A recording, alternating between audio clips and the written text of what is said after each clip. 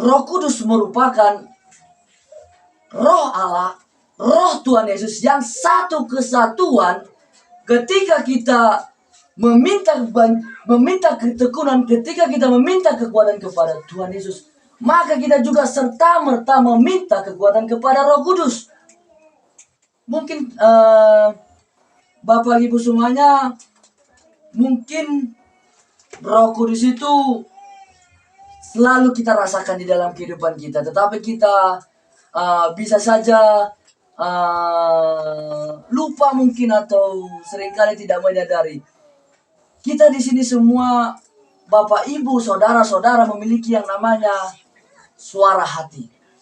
Jadi ketika kita menghadapi masalah, ketika kita menghadapi persoalan, kemudian timbul di dalam hati kita, timbul di dalam pikiran kita, suara-suara untuk menenangkan pikiran kita, suara-suara untuk memberikan kita solusi. Namun kadangkala kita menolak suara itu. Karena apa? Karena kita terlalu sibuk memikirkan kesulitan-kesulitan yang ada di dunia ini. Kita terlalu sibuk untuk memikirkan jalan keluar, namun menggunakan kekuatan kita sendiri. Kita tidak mau memberitahu Tuhan, kita tidak mau memberitahu Roh Kudus, kita tidak mau memberitahu kepada Yesus kalau kita sedang menghadapi yang namanya masalah. Roh Kudus, ketika kita benar-benar bertekun, maka Roh Kudus akan menuntun jalan kehidupan kita. Dengan cara apa? Berdoa. Berdoa merupakan hal yang sederhana. Berdoa merupakan hal yang tidak sulit untuk kita lakukan.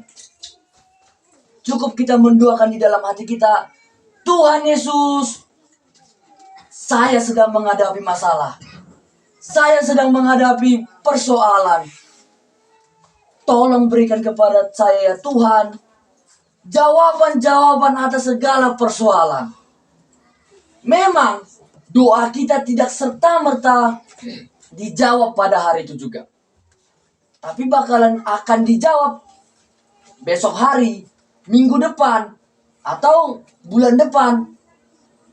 Disitulah Tuhan ingin menguji seberapakah iman kita kepada Tuhan, seberapa percayakah kita kepada Tuhan.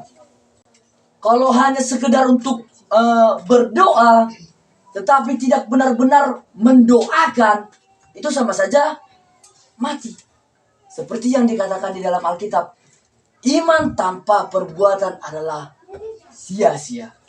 Jadi kalau kita hanya, saya percaya kepada Tuhan Yesus, bahwa Tuhan Yesus akan menyelesaikan soal saya, tetapi kita tidak berusaha untuk mencari solusi, sama saja itu tidak ada gunanya.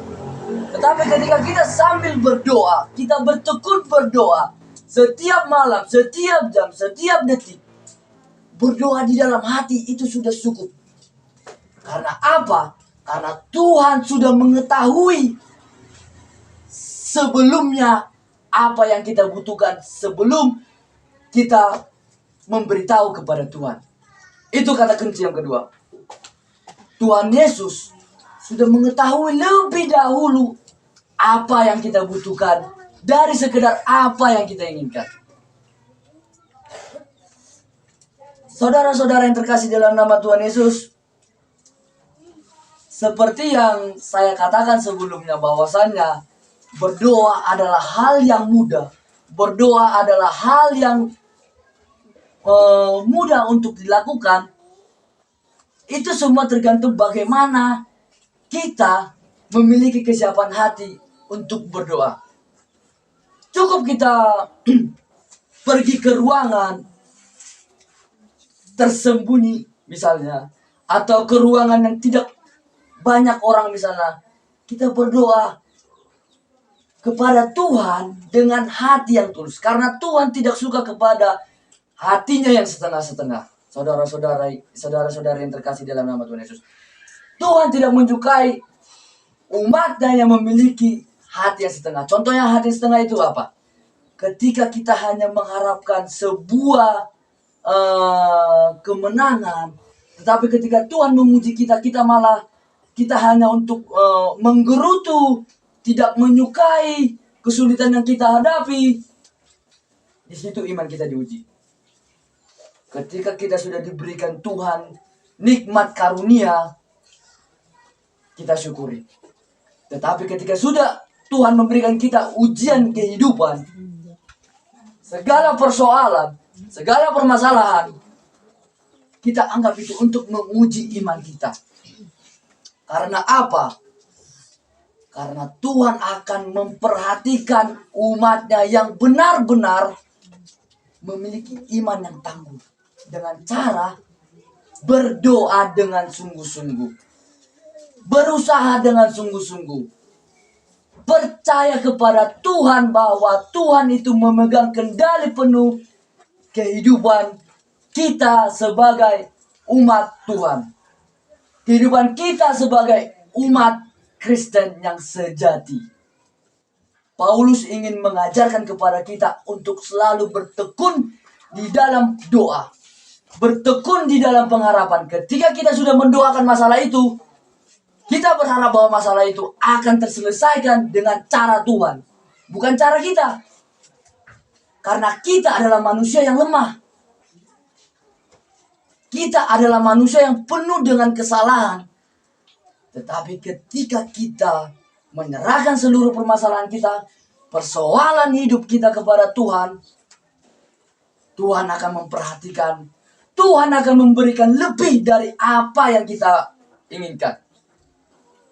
Asalkan ketika kita bertekun di dalam doa, ketika kita bertekun dalam mengimani setiap perkataan Tuhan Yesus, setiap apa yang Tuhan ingin kita lakukan yang sesuai dengan kebenaran firman Tuhan.